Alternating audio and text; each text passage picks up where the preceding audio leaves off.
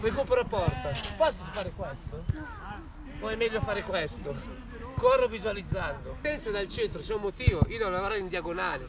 Centro, palo, ho un triangolo, devo seguire una linea di intervento anche, ok? Bravo Mattia! Oh, good save! Tocco uno.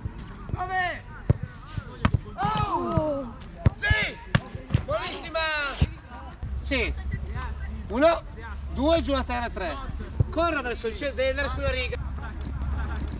Tocco uno. Dai, dai, dai. Buonissima! Non girarti mai. Recupero porta. Posso fare questo? O è meglio fare questo? Corro visualizzando. 1, 2. Sì, orienta. 1, vai. Rapido, rapido. 1, 2. Bravo Gigi. Sì! Sì! Dacci su. Bravo Mattia! Oh, good save! Yes. 1, 2. Bravo. Look at the ball, look at the ball. Yes. Come on. Save, ok? Mamma mia! Via!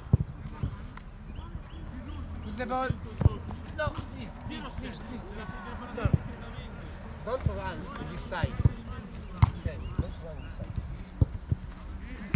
Open. No. Ok? Again. Devo Sì. farlo il meglio possibile, dopo me lo può Sicuro? fare il video? Come Sì. on! Bravo, bravo, sì. Hop. Come on, Harry. It's ok, it's ok.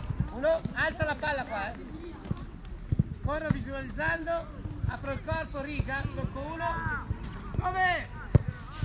Oh! Oh!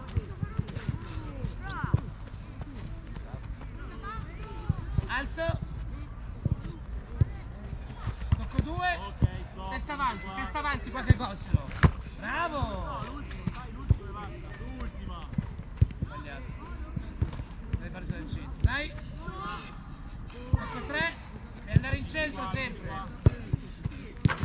Gigi, quando io capisco che sei stanco, ma se la partenza dal centro c'è un motivo, io devo lavorare in diagonale. Centro, palo, ho un triangolo, devo seguire una linea di intervento anche, ok? Forza, andiamo tutto, Alzo, corro, non girarti. Apro, tocco uno. Sì! Buonissima!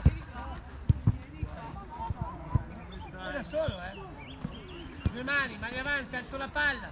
Corro e visualizzo. Apro il corpo, tocco due, devo andare sulla riga sempre.